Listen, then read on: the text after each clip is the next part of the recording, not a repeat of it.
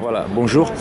Donc nous sommes avec Romain et sa maman et je les ai rencontrés il y a quelques jours à la bibliothèque Oscar Wilde. Nous sommes à Paris, devant la gare de Lyon, et donc il y avait Joseph Chovanec et Myriam Sarbach de l'association Asperger Amitié. Et puis Romain a posé des questions. À un moment, il a dit qu'il en avait marre de l'hôpital, enfin des choses comme ça, et ça m'a interpellé. Je me suis dit, c'est dommage qu'on puisse pas enregistrer son témoignage pour qu'il nous explique un petit peu ses déboires, enfin ses problèmes avec l'hôpital et les IME et les choses comme ça. Donc si voilà, vous pouvez, je sais pas qui veut commencer, peut-être la maman. Romain a eu un parcours scolaire qui s'est arrêté au CE1, qui est passé très vite en CLIS, puis en UPI pour le niveau collège. Et l'UPI, après, ne voulant plus le garder, ils l'ont passé en IME. UPI, c'est quoi UPI? C'est le nouveau terme actuellement, c'est Ulysse. Ah voilà, Ulysse, ouais. Mais avant, ça s'appelait UPI à l'époque où il y était. Donc unité pédagogique d'intégration. D'accord. Donc c'est une classe spécifique intégrée dans un collège où il y a des intégrations qui se font dans les classes normales, 6e, 5e, plus sec pas. Et ça se passait très bien à une époque, et puis après ça a changé de prof et Romain ne faisait plus rien. Donc l'école a estimé qu'il ne pouvait plus rien apporter à Romain, donc ils l'ont relégué en IME. Ils ne se sont pas posé beaucoup plus de questions. Donc là, mais à l'époque, il n'était pas reconnu autiste, puisqu'il est reconnu autiste que depuis 1 an, à l'âge de 18 ans. Ah ouais. Donc il le considérait comme quoi alors psychotique. Ah bon? Comme, je sais pas, j'ai jamais vraiment eu de réponse de la part des médecins, ils ne savaient pas me dire. Ouais. Bon. Voilà. Et donc là, après, il y a eu l'IME. Enfin, moi, personnellement, j'ai entendu dire beaucoup de mal des IME, ouais.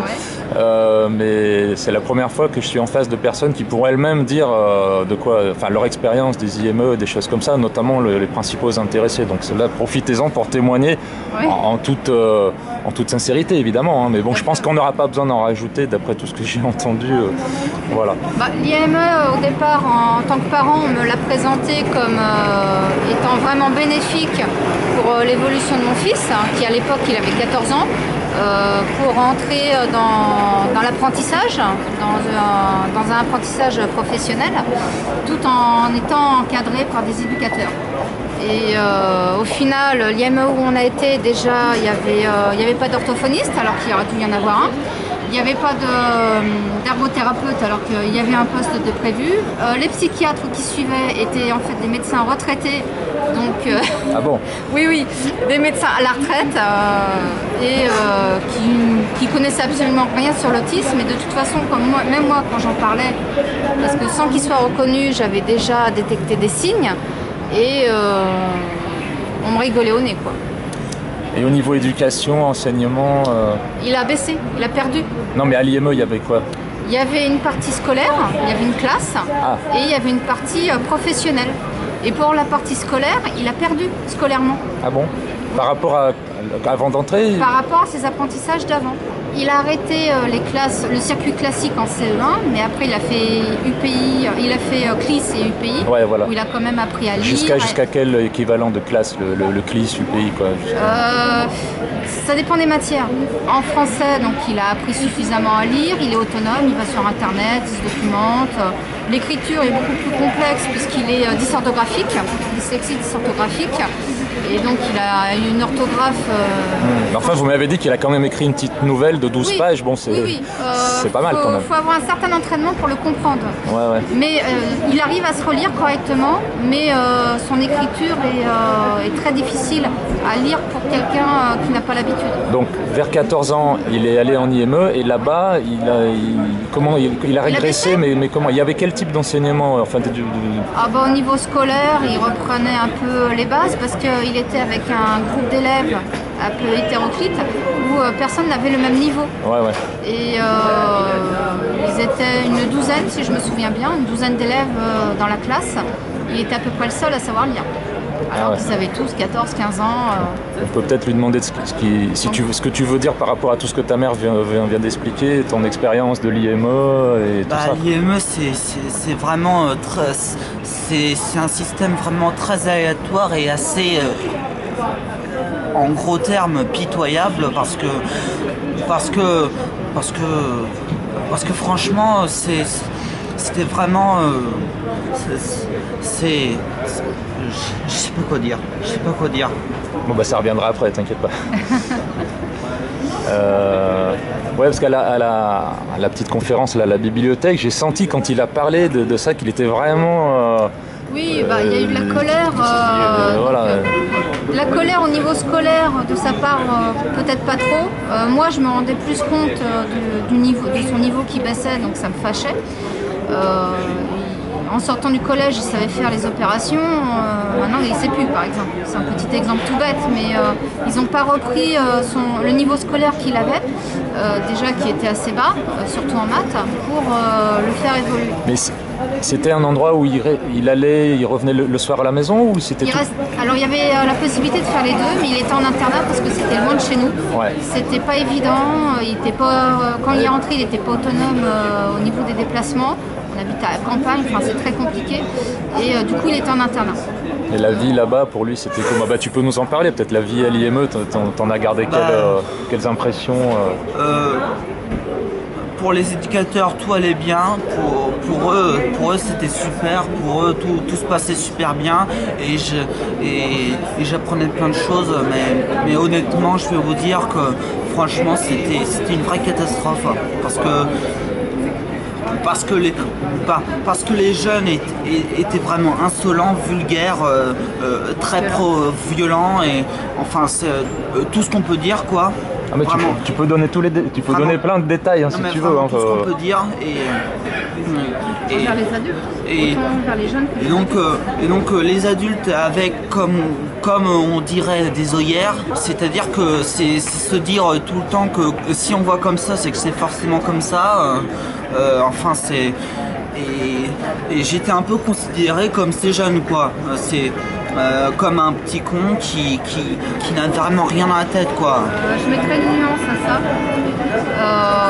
Moi, de ce que j'en ressentais, et je discutais avec les éducateurs,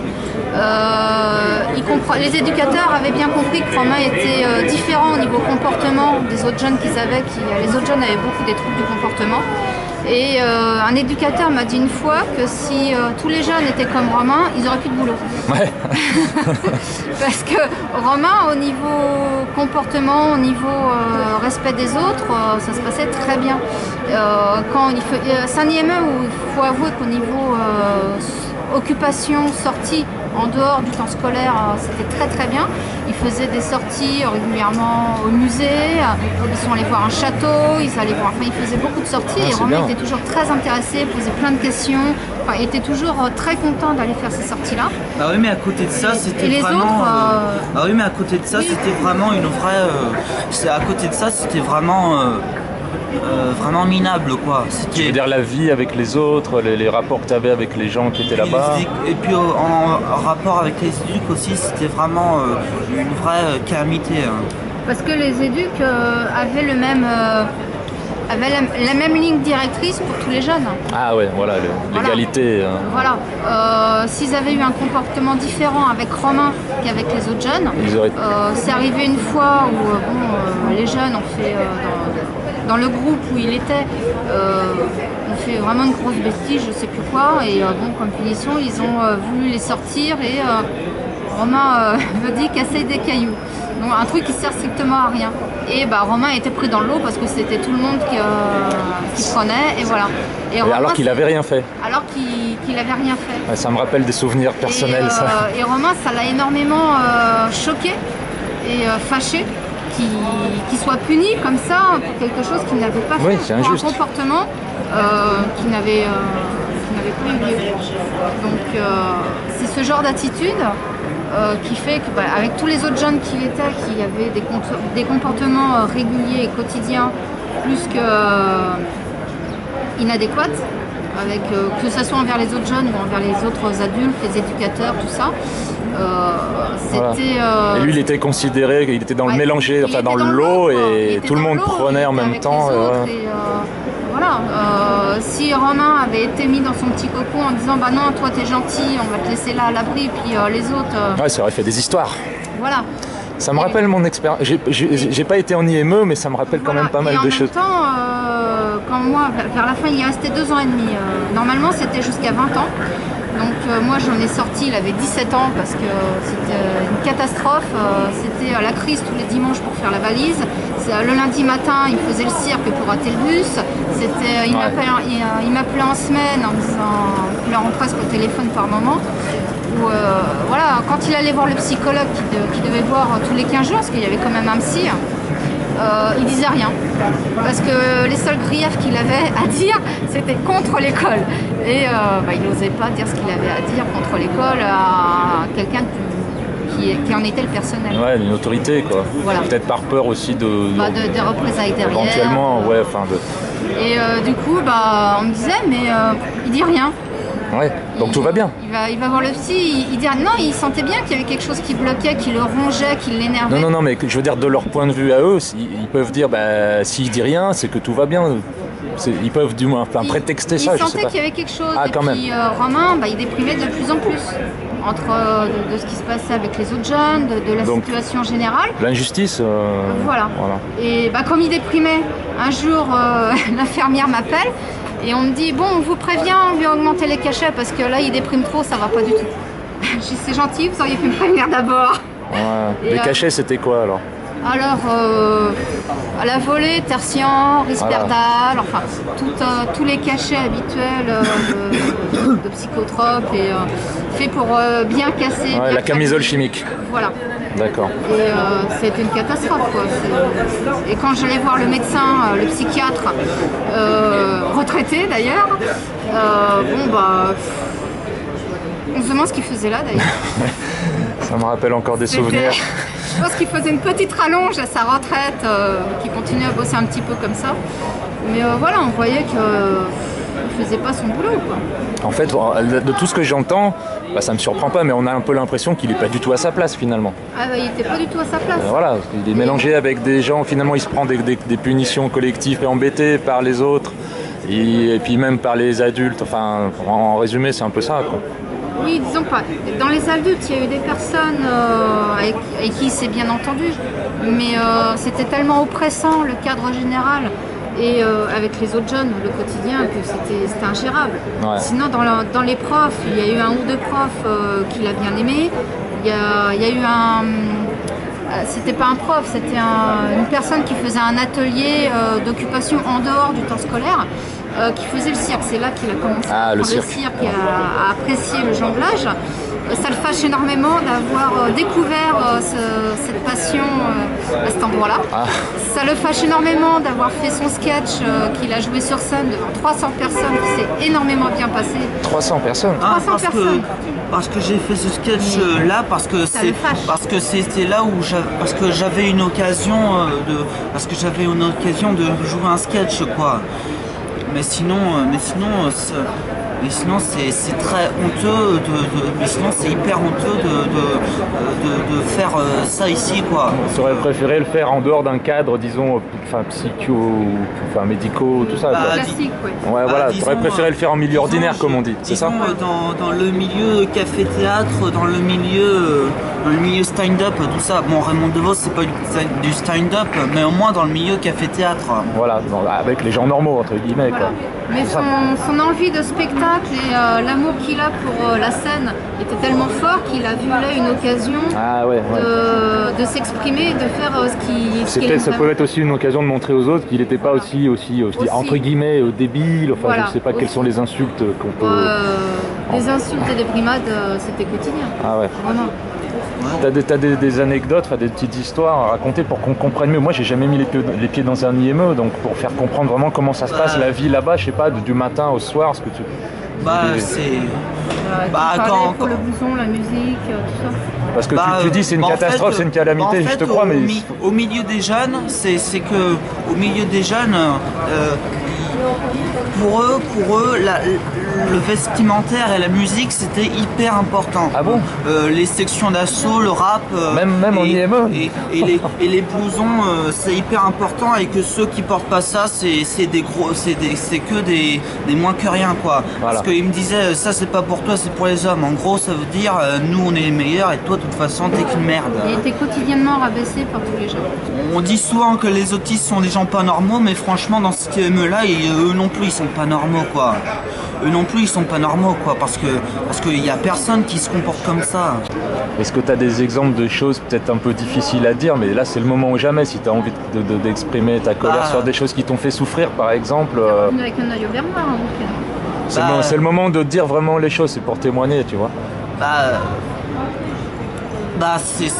C'est vraiment la pire école que j'ai jamais connue, quoi. Mais ouais, non, mais des détails.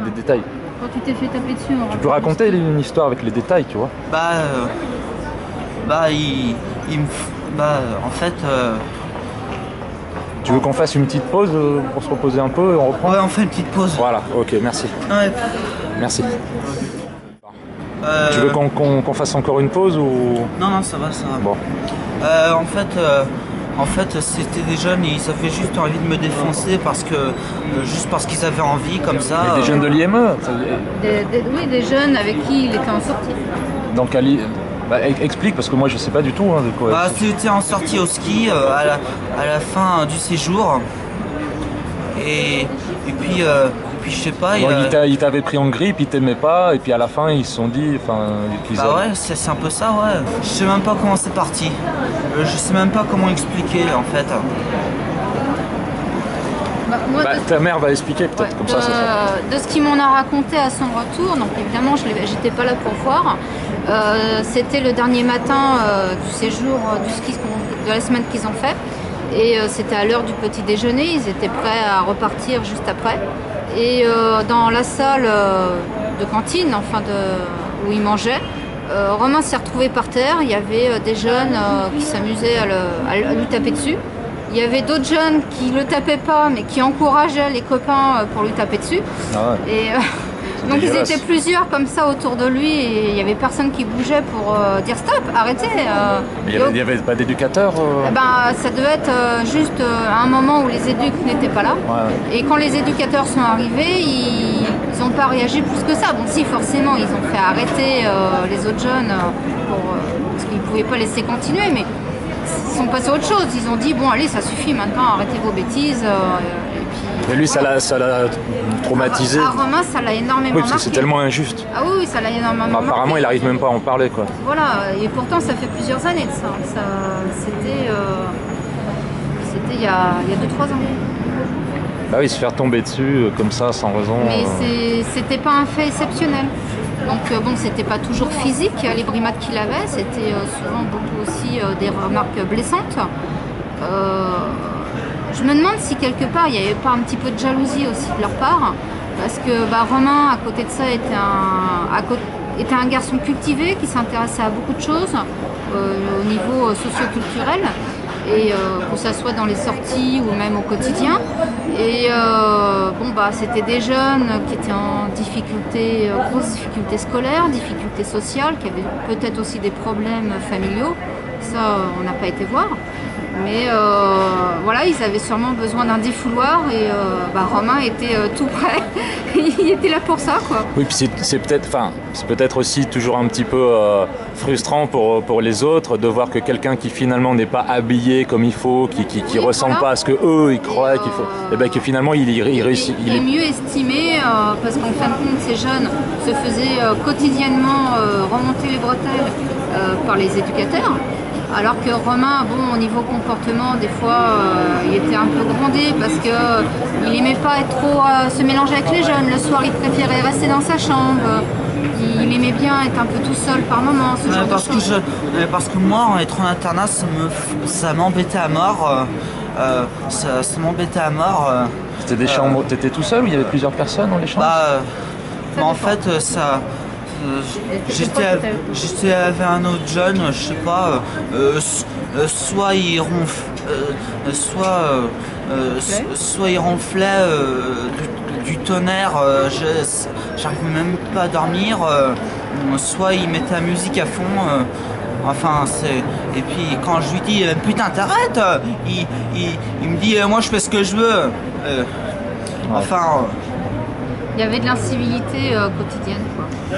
Ouais, c'est vraiment la vie en communauté dans toute sa, Voilà. sa noirceur. Quoi. Au bout de 2 ans, c'était le mois d'août, donc les vacances. C'est pas dur, on est parti en vacances quelques jours fin juillet, début août. Et la rentrée, donc il devait retourner à l'IME fin août.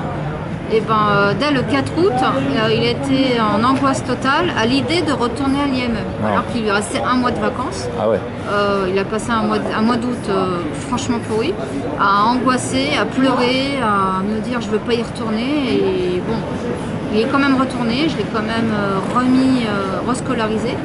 Et puis c'était tellement invivable que au mois de mars suivant, j'ai dit stop. Donc, mais vous aviez donc le droit de... Oui, j'avais le droit d'arrêter si je voulais, mais bon, en même temps, ça a été... Donc vous avez cru pendant un certain temps que ça pouvait servir, enfin la formation, la menuiserie ou... La menuiserie ou la maçonnerie, les quelques trucs... Et vous vous êtes rendu compte que finalement... disons qu'au début, quand l'IME a été proposé, j'étais encore dans une période où d'une part, je ne connaissais pas encore l'autisme, donc qui était très loin d'être reconnu. D'autre part, je faisais confiance aux médecins et tout l'ordre médical qui normalement est censé être plus compétent que les parents qui ne connaissent rien. C'est ce qu'on croit toujours. Et donc pendant des années, j'ai fait confiance à tous les CMP et tout qu'il est passé. Ça a été confiance pendant des années. Et après ces 3 semaines d'hôpital qu'il a passé où ça a été une catastrophe, que le médecin nous a menti. Alors, vous allez nous parler. Bon, vous voulez en parler maintenant? C'est quoi cette histoire de d'hôpital? Oui, pourquoi pas. Peut-être lui, je sais pas. Enfin, vous d'abord et lui après. Oui, c'était à l'époque où il était au collège, en UPI, et il était suivi en parallèle au CESAD. En fait, il n'y a eu que des. Dans l'entourage scolaire, il n'y a eu des prises en charge, il n'y a eu que des cons, que des idiots qui voilà quoi. Qui n'ont jamais rien compris. Que des malheurs quoi. Ouais, que des malheurs quoi. Enfin le seul unique endroit où il n'y a eu que des choses bien, c'était à l'UPI. C'était au collège, l'équivalent du lycée quoi. Ils n'étaient pas autistes, mais eux ils étaient mieux. Ils n'étaient pas autistes, eux aussi ils avaient des problèmes, mais eux ils étaient mieux quand même. Et puis il était dans sa période écologie, et ce collège cette année-là justement la principale a voulu mettre en place tout un projet écologique, et ils ont fait la construction d'une mare au sein du collège. Et c'était sur la base du volontariat, et forcément Romain a participé parce que ça lui plaisait énormément. Il a été éco-délégué de la classe pour expliquer l'environnement à sa classe et même aux autres classes 6e, 5e dans lesquelles il intervenait. Et c'est une période où il était beaucoup valorisé, ça lui plaisait énormément. Et il avait des connaissances qui même épataient les autres élèves, qui épataient les profs. Et ça a été très bénéfique pour lui. C'est une période qu'il a assez bien appréciée. Mais pourquoi est-ce qu'il a été obligé de quitter cette classe-là? C'est surtout que Romain est très sensible aux personnes qu'il a en face de lui. Et la première année, à l'époque où il était intégré en 6e pour les classes, les matières histoire, géographie, sciences, ça se passait très très bien parce qu'il y avait une prof qui était à son écoute, qui était sensible et qui prenait le temps de faire attention à lui, et j'avais que des éloges à son sujet. La prof était très très contente d'intégrer Romain dans sa classe, même s'il y avait des difficultés au niveau écriture, mais ça vient de la dysorthographie qui n'était pas reconnue non plus d'ailleurs à l'époque. Et l'année d'après, ça a changé de prof parce que bon, dans les collèges, ils réorganisent à chaque fois leur classe. Il est tombé sur un prof qui avait une classe chargée, qui avait une classe difficile, qui n'avait franchement pas que ça à faire de s'occuper en plus d'autres élèves un peu à part, et il était relégué au fond de la classe, et le prof lui portait absolument plus. Il n'y avait pas d'AVS? Il y avait une AVS qui allait en classe, il y avait une AVS pour deux élèves, ils étaient 2 à être intégrés. Mais voilà, Romain est beaucoup au feeling, et il sentait en ce prof n'y avait plus de sympathie de la part de ce prof, il n'y a plus tout d'attention. Ouais, quand on a l'impression de déranger, voilà. C'est difficile d'apprendre. Voilà, c'est ça. Donc du coup, bah, il apprenait plus aussi bien que l'année passée. L'école a constaté qu'il apprenait plus, enfin qu'il participait plus en classe, il n'y avait plus rien. Donc ils se sont dit, bah, il apprend plus, donc on va arrêter. Et puis au bout d'un an, comme ils se sont aperçus qu'il n'apprenait plus tant que ça, ils se sont dit, bon, bah, il a 14 ans, on va le passer en apprentissage, ça sera bien pour lui. Donc il va aller en IME parce que là, il va apprendre des choses. Ouais. Et il va être encadré. Et là, la grosse erreur que j'ai faite, ça a été d'accepter. De faire confiance, encore une fois, à l'équipe éducative, à l'équipe du CESAN, aux médecins. Enfin, j'ai fait confiance à tout le monde. Et c'était à la fin de cette année scolaire où Romain n'allait pas du tout, au niveau colère, au niveau... il se sentait pas bien. Et donc le médecin a dit, bon bah, il faudra peut-être faire un petit break là, donc on va lui trouver un lieu où il va pouvoir se reposer. J'étais pas très chaude, j'étais pas très d'accord, mais bon, je voyais bien qu'il avait besoin effectivement de faire un break. Et le médecin m'a affirmé qu'il lui trouvait un lieu, donc un lieu médical, un milieu hospitalier, mais qui était pour les jeunes, c'est-à-dire un milieu psychiatrique, pour dire les mots, mais où il n'y aurait que des jeunes, voilà, qui étaient vraiment bien pris en charge, adaptés à l'âge et tout ça. Donc on a dit d'accord. Et arrivé sur place, à l'adresse qu'on nous avait indiquée, en fin de compte, c'était un service psychiatrique, effectivement. C'était bien un lieu psychiatrique, mais c'était en fait un service gériatrique. Ah bon? Oui, il n'y avait que des personnes âgées. Ah bon? Alors, il y avait des personnes séniles, il y avait des personnes incontinentes, il y avait des personnes à la limite de la folie. Enfin, il y avait un peu de tout. Il n'y avait pas d'autres jeunes? Il était mélange? Ils étaient 3 jeunes. Mais qu'est-ce qu'ils faisaient là-bas? Je comprends. Il y avait une quinzaine de personnes âgées, il y avait 3 jeunes, c'était vraiment... Ils étaient casés là parce que... C'est un hôpital psychiatrique, quoi.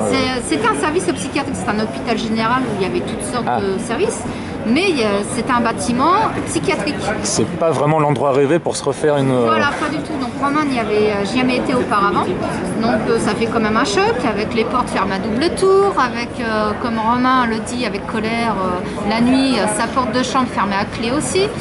Et bah, on ne sait jamais des fois qui se sauvent. Avec les sorties autorisées dans le jardin à certaines heures, c'était une catastrophe. Le repas, bah, forcément, pour s'adapter aux personnes âgées, c'était beaucoup la soupe et la bouillie. Donc ça a été une période très très dure pour Romain. Moi je voyais bien qu'il le vivait très mal.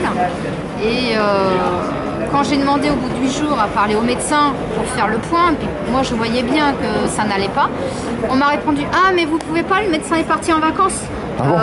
Recontactez-nous dans 10 jours, on verra avec elle pour prendre en fait, on a fait vraiment l'impression qu'on se foutait de notre gueule. On s'est fait avoir.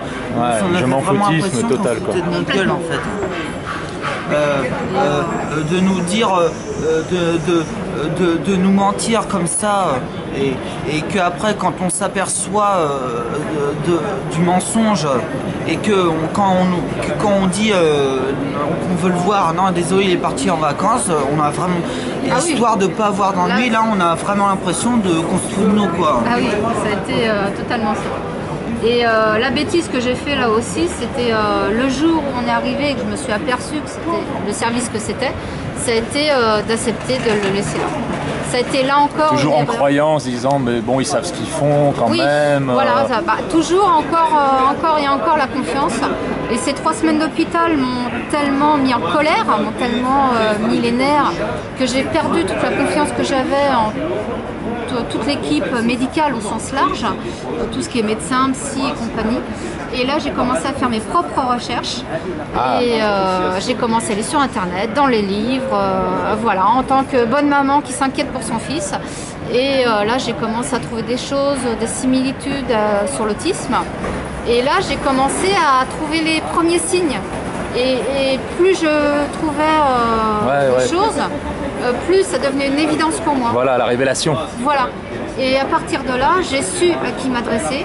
J'ai pris contact avec des associations qui m'ont tenu rendez-vous avec encore un service psychiatrique, mais ce coup-ci spécialisé pour faire un bilan sur l'autisme. Et là, on a enfin eu le bilan qui a confirmé l'autisme il y a tout juste un an. Il avait 18 ans. Mais maintenant, il fait quoi alors vu que j'ai sorti de l'IME, il fait rien. On on l'a à la maison, parce que même une fois le bilan obtenu, ça a été aller au CMP du coin par chez vous, puis voilà. Donc il n'y a toujours aucune prise en charge, donc je me démène, je suis avec les associations, je suis avec le CRAIF, j'essaye de faire des démarches pour obtenir des aides et faire avancer. Vous m'avez parlé tout à l'heure de pas mal de qualités, oui, tout à fait. Tout ce qu'il sait faire dans le cirque, le jonglage, l'écriture, plein de choses, quoi. Mais il a aussi quand même les... tout l'aspect autistique qu'il a toujours eu, hein, c'est pas tombé du ciel comme ça du jour au lendemain, qui maintenant je comprends beaucoup mieux avec le recul des années, mais comme on parle beaucoup de l'autisme, quand on parle de l'autisme, on parle beaucoup pour les enfants, la prise en charge des enfants, qui ne sont pas encore assez bien faites, mais qui se font quand même de mieux en mieux. Mais c'est toujours les enfants qui sont concernés. Oui, à qui le dites-vous? Voilà. Et il est dit que quand les enfants sont pris en charge jeunes, qu'ils ont des groupes d'habilité sociale, que ça les aide à mieux comprendre les situations, tout ça. Romain, il n'a jamais eu. Il a grandi tout seul. Tout seul. Il a grandi avec moi qui l'éduquais comme je pouvais, qui ne le comprenait pas forcément parce que l'autisme, je ne connaissais pas. La famille qui n'a jamais rien compris non plus. Et il a grandi comme ça, avec ses colères qui ont grossi avec le temps. Et maintenant il se retrouve, il a actuellement 19 ans, il n'a jamais eu aucune prise en charge. Si, il y a juste l'orthophonie que j'ai fait reprendre, qu'il avait fait petit un petit peu, parce que comme il est dysorthographique flagrant, ça j'avais pas besoin d'un psychiatre et d'une prise en charge très lourde et de la MDPH pour faire l'orthophonie. Donc j'ai fait redémarrer l'orthophonie il y a 2 ans. Mais à part ça, il n'a absolument rien.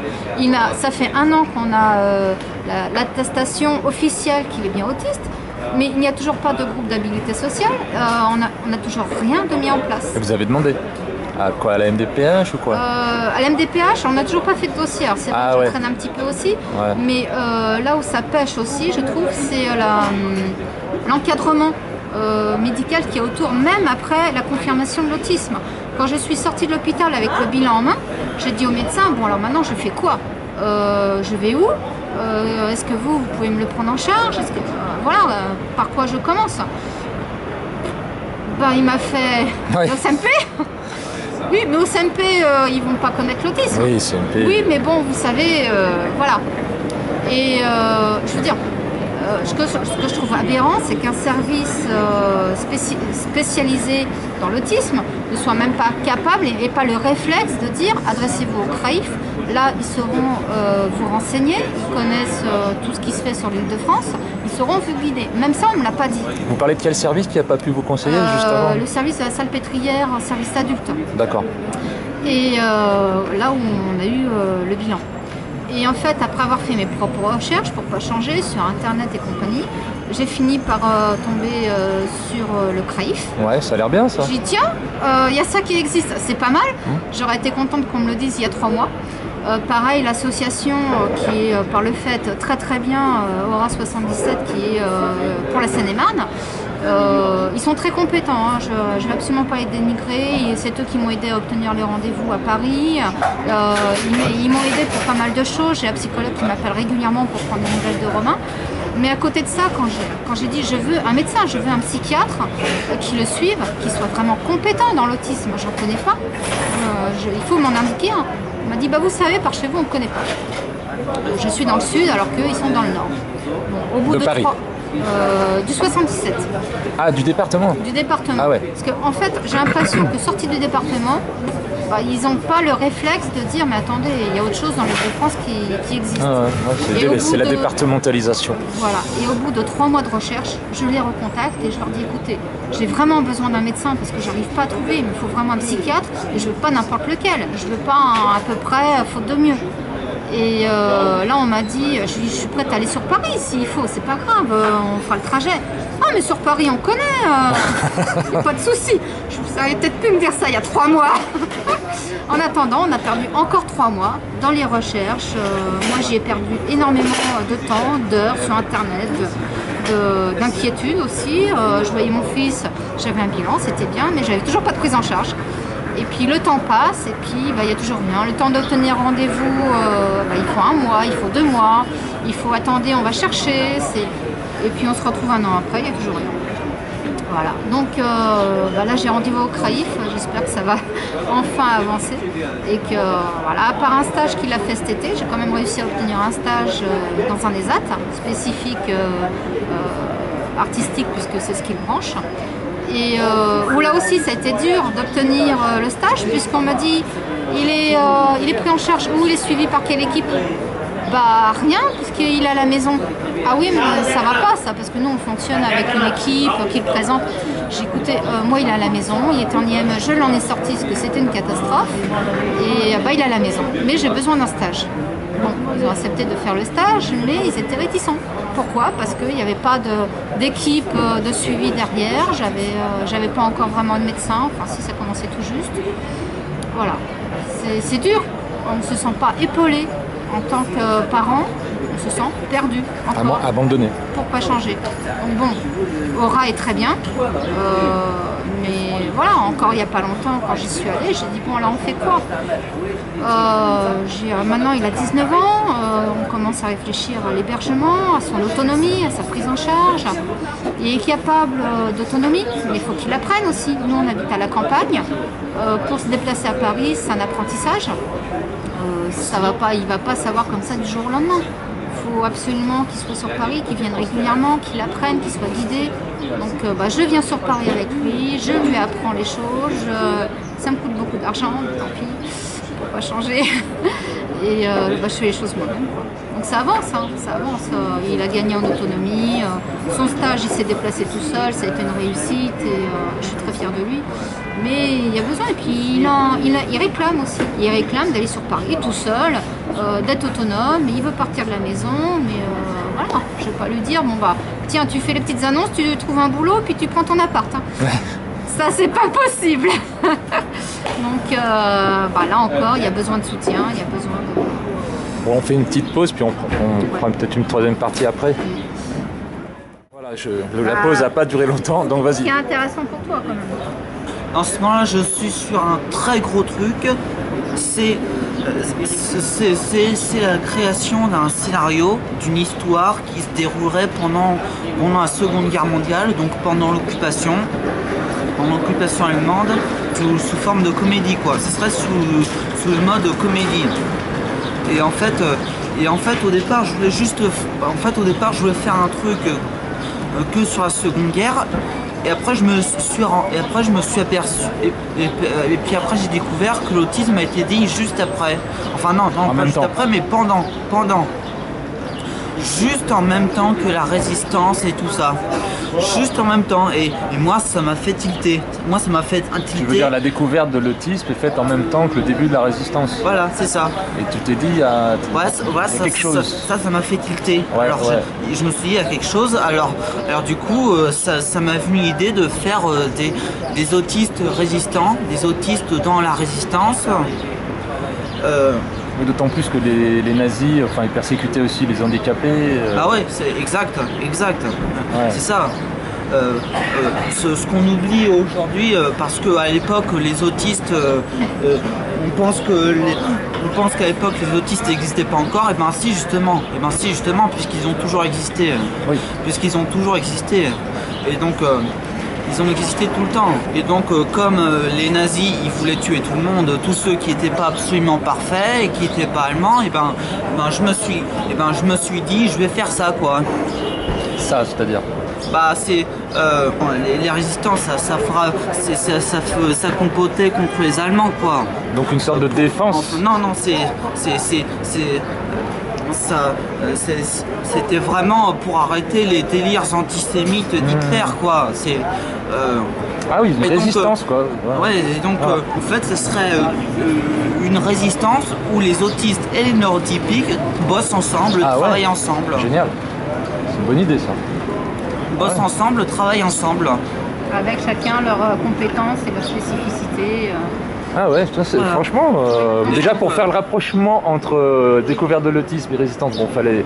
Et en plus, l'idée, donc ça fait quoi. Il y a beaucoup de... un petit moment que ça le travaille. Ouais, il y a quelque chose là-dedans. Et donc, je trouve ça tellement bon comme truc qu'en ce moment, j'ai que ça dans la tête. Ouais. Bah, moi, je t'encourage, hein, enfin... très modestement, ça a l'air intéressant comme.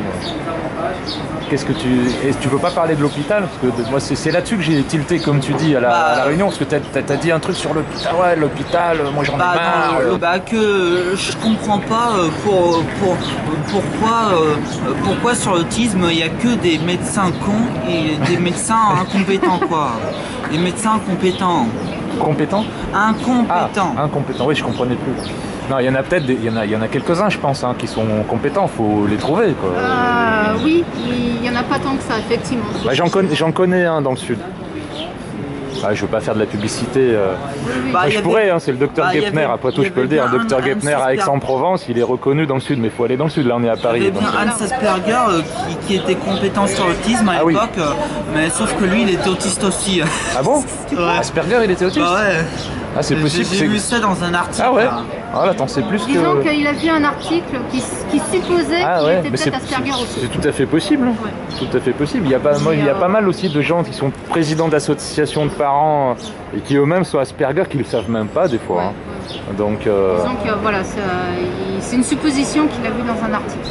Et ouais, c'est pas bête comme supposition parce que ça expliquerait pourquoi pourquoi Hans Asperger a été capable de détecter, et puis pourquoi ça l'a intéressé, etc. C'est tout à fait possible. Mais bon, malheureusement, il n'est plus là. Donc, ça te fâchait que Léo Kanner disait notamment que c'était la faute des mères. Ah oui, là oui, il y a la fameuse faute des mères aussi. Oui. Disons que Léo Kanner a eu le mérite de mettre le doigt sur quelque chose qui ne l'était pas auparavant, mais il n'en a pas détecté tout la... Mais que son article n'était pas complet, quoi. Oui. Son document n'était pas complet. Son étude était incomplète. D'accord. Elle a été faite d'abord que sur des enfants, et effectivement... d'aller dire que c'était la faute des mères, pas des parents, des mères, des mamans, du comportement des mères, que leur enfant était comme ça et qu'il fallait les séparer. Bon, c'est Léo Kanner qui a dit ça? Ouais. D'accord. Mais bon, il a eu moins le mérite de mettre le doigt sur quelque chose qu'aucun médecin n'avait fait avant. Ouais. Donc c'est déjà pas mal. Disons que ça a été un point de départ où après ça a interpellé d'autres médecins qui ont réfléchi et ça a fait son chemin petit à petit. Ça a pris des années. Mais effectivement, Léo Kanner et Hans Asperger en ont parlé en fin de compte quasiment en même temps, sans se connaître et en n'ayant pas du tout du même pays. Et donc l'un a confirmé un peu la thèse de l'autre. Même si Hans Asperger a été Il était autrichien, Asperger. Voilà. En tout cas, ce qui est sûr, c'est qu'ils n'étaient pas, du tout ensemble. Bon, d'accord. Ouais, ils se connaissaient pas, donc. Voilà. Kanner l'a dit en 1943. Hans Asperger a publié un écrit en 1944. Et voilà, les deux se recoupaient. Hans Asperger était un peu plus dans le détail, justement, des autistes non déficients. Bon, il a été un peu plus pointu. En tout cas, ces deux médecins ont fait un point de départ à la recherche et à l'étude sur l'autisme qui a évolué avec le temps. Mais, on fait une pause ou tu veux rajouter quelque chose sur tes projets ou sur des choses, des coups de gueule, des trucs que tu as envie d'exprimer, de dire à... que les médecins qui sont soi-disant compétents sur l'autisme sont des vrais connards qui bon, ça c'est clair. Enfin, c'est exprimé clairement, je veux dire. Attention. Sont des vrais connards qui, d'habitude, on dit que la médecine c'est un métier de héros. Bah là, on peut pas confirmer que c'est vraiment ça a été vraiment un métier de héros, quoi. Donc parce que voilà, quoi. T'as été baladé dans des trucs injustes et tout ça, quoi. Qu'en plus ils ont vraiment moi je trouve que ça aurait été bien qu'ils auraient diffusé ce film, je sais plus comment ça s'appelait comme film, mais un autre film sur l'autisme, mais qui disait mais qui confirmait que les médecins déconnaissent complètement vis-à-vis de ça. Ah, le mur peut-être, non? Oui, c'est ça, le mur. Ouais, de Sophie Robert. Qui déconnaissent complètement. Avec des psychanalystes, des psychiatres qui disent qu'ils s'en foutent en gros. Au final, ils ont plus de clients au final. Moi je trouve que c'est bien fait pour eux. quoi. Ouais, t'en as gros sur la patate. Ils avaient pas qu'à faire les idiots. puis franchement, je trouve ça très, comment ça se dit déjà, et puis franchement, je trouve que c'est très discriminatoire quand un autiste s'énerve, qu'on va le foutre à l'hôpital, que quand c'est un neurotypique qui s'énerve, parce que on peut pas s'énerver, on peut pas être parce que s'énerver, ça fait partie de l'être humain. On a le droit de s'énerver, on a le droit de crier sans aller se faire voir, quoi. On a le droit de s'énerver, on a le droit de crier sans aller se faire voir. C'est parce que je trouve ça très discriminatoire qu'on foute un autiste juste comme ça, alors que quand il s'énerve, alors que c'est complètement différent quand un neurotypique quand c'est un neurotypique qui s'énerve, quoi. Ouais, c'est vrai ça. Il y a beaucoup de fois où il y a des neurotypiques, c'est-à-dire des personnes non autistes qui s'énervent, et ben on ne se retrouve pas pour autant à l'hôpital, ils s'énervent, il y en a qui font bien pire que ça, qui brûlent des voitures, enfin et ainsi de suite, et puis voilà, ils ne se retrouvent pas pour autant à l'HP, quoi. C'est hyper discriminatoire. Mais quand on est soi-disant qu'on a un problème mental ou quoi, bah là c'est direction l'hôpital, c'est vrai que c'est... C'est hyper discriminatoire, quoi. De toute façon, pour que l'autisme soit mieux reconnu en France, ce qui ne l'est pas actuellement, et qu'il y a beaucoup de retard par rapport à d'autres pays, mais prise en charge générale, que ça soit médical ou tout ce qui est autour de l'autisme, que ce soit pour les enfants ou pour les adultes, il faudrait déjà qu'au niveau politique ça bouge, parce que si les médecins ne connaissent pas l'autisme, c'est parce que les jeunes médecins qui vont à l'école ne l'ont pas appris. Ouais. Voilà, déjà. Donc tant que dans les écoles de médecine, l'autisme ne fera pas réellement partie du programme plus que 2 heures sur 7 ans, les médecins, ils connaissent ce qu'ils apprennent. Après, il y a certains qui entendent dire des choses et qui cherchent à se documenter par eux-mêmes, qui se renseignent, qui cherchent à en savoir plus. Mais tant que ça ne sera pas dans le programme, il y aura toujours plein de médecins qui resteront bornés au programme qu'on leur demande d'apprendre, et puis après ils font leur petit boulot de médecin et puis tout va bien. Pareil au niveau de l'éducation nationale. L'année dernière, je suis allée à un colloque où je me suis retrouvée par hasard assise près d'une jeune institutrice qui terminait tout juste qui venait d'avoir son diplôme, et elle était là pour se renseigner sur l'autisme parce qu'elle avait envie d'en savoir plus. Mais elle me racontait qu'au niveau apprentissage, au niveau scolaire, de l'école l'IEFM qu'elle avait fait, l'autisme, elle n'en avait pas entendu parler, presque. Donc là aussi, c'est pas normal. On parle de la prise en charge des enfants, mais les futurs instits, on leur apprend pas à reconnaître et à gérer l'autisme. Alors c'est bien qu'il y ait des AVS, mais il faut aussi que les instits soient préparés. Et voilà, c'est... Au niveau médical et au niveau éducation, tant qu'il n'y aura pas ça qui sera vraiment pris en charge et qui sera vraiment remanié, la condition des autistes seront toujours aussi nulles en France. Des enfants. Et puis après les enfants qui deviennent grands, deviennent adultes, et là c'est encore pire. Ah oui, et voilà. Et puis comme en général la politique française, je parle politique, la façon de penser des gens, des Français, c'est ce qui dérange, ce qu'on ne connaît pas, ça fait un petit peu peur, donc on va laisser dans un coin, puis faut pas trop faut pas trop s'en approcher parce que ça dérange, et puis c'est jamais. Hein. Ouais. Et donc principe de précaution un peu. Voilà. Donc ça fâche. Et en attendant, on se retrouve avec ses enfants. Mon fils a été enfant, mon fils est adulte, et puis maintenant il a 19 ans et j'ai toujours rien. Bon, je dis merci, au revoir. Après, on peut rajouter des choses si quoi que ce soit. Voilà, vous avez beaucoup parlé, pour moi c'était très clair, et j'espère que... Merci d'avoir donné la parole. Donc, comme je vous ai dit, avec votre accord, hein, je mettrai ça sur autistan.tv. En fait, vous tapez autistan.tv, je vous le redirai par email. Oui. Et merci pour ce témoignage, en espérant que ça puisse servir à d'autres personnes. Tu dis merci, Romain, au revoir. T'as quelque chose à rajouter ou pas? Non, ça va. Bon, merci, c'était très clair ce que tu as expliqué. Merci beaucoup. Au revoir. Merci.